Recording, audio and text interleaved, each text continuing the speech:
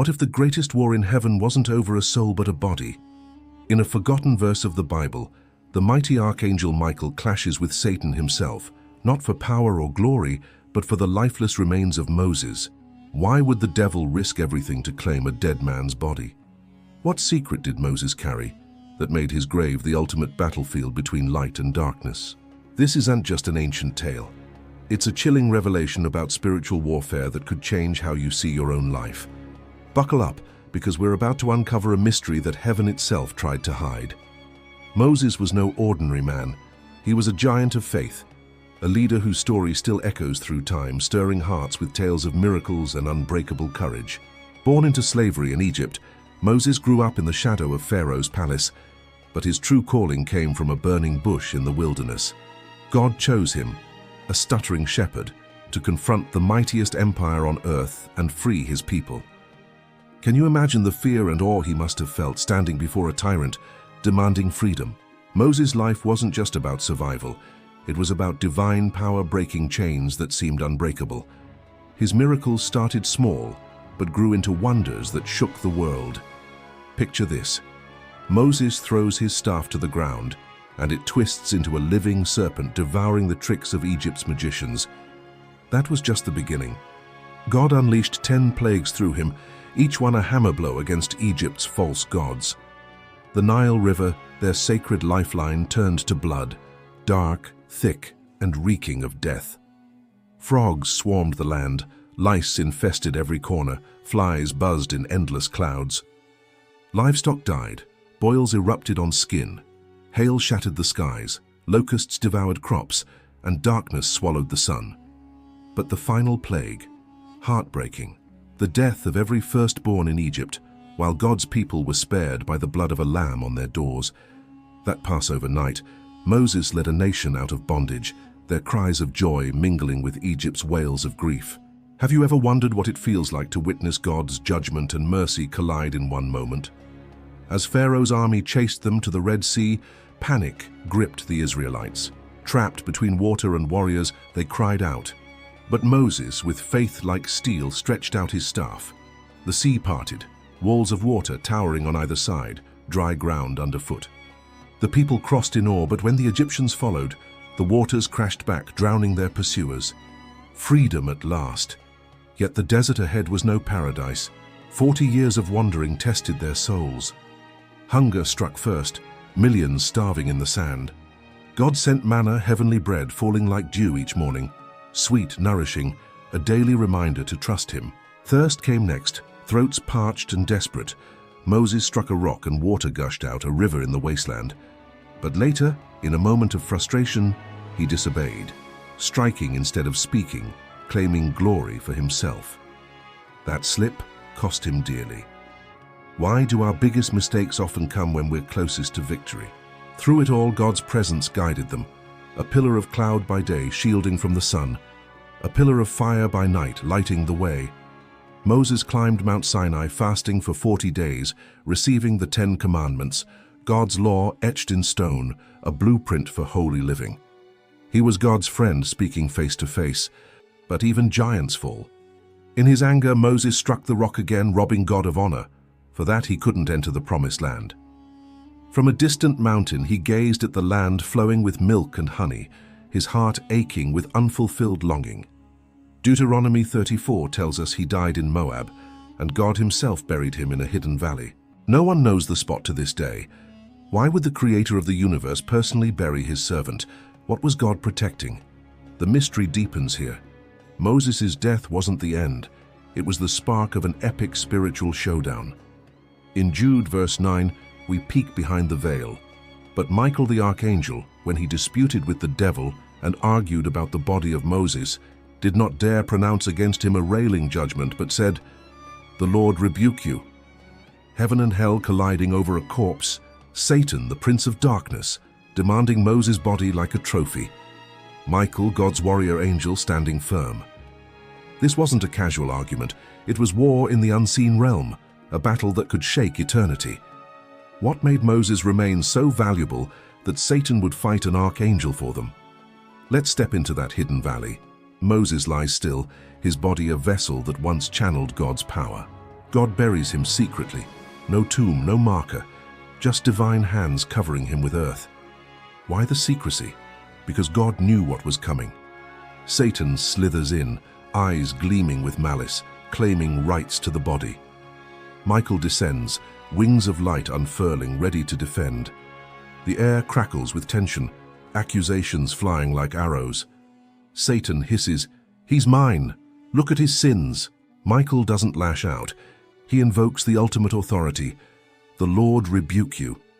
Victory sealed not by force, but by faith in God's word. Have you ever felt an invisible battle raging around you, whispers of doubt trying to steal your peace? Satan's motives run deep, twisted with cunning. First, he might have wanted to block Moses from heaven's glory. Flash forward to Matthew 17. Moses appears with Elijah on the Mount of Transfiguration, radiant beside Jesus. Glorified, resurrected. Satan hated that. Just as he tried to derail Jesus' mission, he aimed to trap Moses in death, using his body as a chain. Imagine the devil's rage, God's plan unfolding despite his schemes. But why stop there? Satan's second ploy, idolatry. He knew Israel's weakness. Remember the golden calf? They danced around a statue while Moses was on the mountain, or the bronze serpent, meant for healing, turned into a worshipped idol. If Satan got Moses' body, he'd parade it, turning graves into shrines. Pilgrims flocking, offerings piling up, true worship forgotten. Moses, the liberator, reduced to a relic. Chilling, isn't it? How easily hearts stray from God to shiny distractions. The third reason hits hardest: accusation. Satan, the accuser, Revelation 12:10, loves dredging up dirt. Moses killed an Egyptian, smashed the tablets in fury, struck the rock in pride. Unworthy, Satan snarls, trying to tarnish Moses' legacy. He wants to whisper doubts. If even Moses failed, what hope do you have? This tactic discredits God's grace, making us feel forever stained. But God sees beyond failures. Moses was his faithful servant, honored despite flaws. Satan's grab for the body was a desperate bid to rewrite history, to mock God's forgiveness. Do these motives sound familiar? They're the same lies the enemy uses on us today, blocking our destiny, tempting us to idols, accusing us of unworthiness. Yet, in the face of such darkness, light prevails. God hid Moses' body, thwarting Satan's plans from the start. Michael's stand wasn't about angelic muscle, it was humble reliance on God. "The Lord rebuke you," words echoing Zechariah 3:2, where God silences accusations against Joshua the high priest. This battle shows God's protection extends beyond life. He guards our dignity, our legacy, even our remains. Moses, flawed but faithful, rests secure. Satan's fury crashes against divine sovereignty and shatters. Isn't it comforting to know that when God protects, nothing, not death, not devils, can touch what's his? This story isn't just about Moses. It's a mirror for our lives. Spiritual warfare is real, raging unseen around us. Ephesians 6:12 warns, "We wrestle not against flesh and blood, but against principalities, against powers." Satan accuses, tempts, distracts, but he's already defeated. Like Michael, we don't fight alone. We stand in God's authority, rebuking lies with truth. Have you faced accusations lately? Whispers that you're not good enough? Remember Moses, God's grace covers it all. Think about worship. Israel fell into idolatry time and again, but God calls us to pure devotion. No relics, no distractions, just heart to heart with him. Moses' hidden grave reminds us focus on the living God, not dead heroes. And grace? Moses' mistake barred him from Canaan, but not from God's love. He appeared glorified with Jesus. Your failures don't define you. God's mercy does. Keep going. Restoration awaits. The battle over Moses' body symbolizes something bigger. God's unbreakable plan. Satan tried to corrupt the covenant Moses represented, the law, the Exodus, the promises. But God preserved it, pointing forward to Jesus, the ultimate mediator. Moses foreshadowed Christ, both lawgivers, miracle workers, deliverers. Yet Jesus succeeded where Moses stumbled, entering the true promised land, heaven, for us. Satan's defeat here previews his ultimate downfall at the cross. Colossians 2:15. Jesus disarmed the powers and authorities, making a public spectacle of them. Victory is ours. In our daily battles, this story fuels hope. Feeling accused? Declare God's truth. Tempted by idols, success, stuff, status? Turn back to pure worship. Afraid of failure? Embrace grace. It's greater than any sin. Moses' life screams, God uses imperfect people for eternal purposes. His miracles sustained a nation. His obedience shaped history. Even in death, he teaches us trust. Let's linger on Moses' miracles. They weren't just shows. They were signs of God's heart. The plagues humbled Egypt's gods, proving Yahweh's supremacy. Manna taught daily dependence. Sound like your life? Water from the rock symbolized Christ, 1 Corinthians 10:4, the living water. But Moses' disobedience? A poignant reminder. Pride steals glory. Yet God buried him tenderly, hiding him from harm.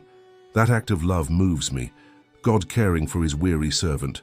Satan's obsession reveals his fear. He knows bodies matter. Resurrection is coming. 1 Corinthians 15:42-44. Promises our bodies sown in weakness, raised in power. Satan wanted to mock that, but failed. For us, it means hope. God guards our eternal destiny. This tale calls us to vigilance. Spiritual wars aren't dramatic like movies. They're subtle whispers, doubts, distractions. But armed with God's word, we win. James 4:7, submit to God, resist the devil, and he will flee. Like Michael, rely on the Lord. Wrapping our hearts around this, Moses' body battle unveils God's fierce love. He protects, honors, redeems. In a world of chaos, know you're not alone. Heaven fights for you. Satan's accusations? Silenced by grace. Idols? Shattered by true worship. Blocked paths? Opened by divine power. Live boldly. Worship purely. Trust deeply. Moses' story isn't distant. It's your invitation to victory. The same God who buried Moses and defeated Satan stands with you. Feel that peace? It's yours. Walk in it, knowing the battle's won.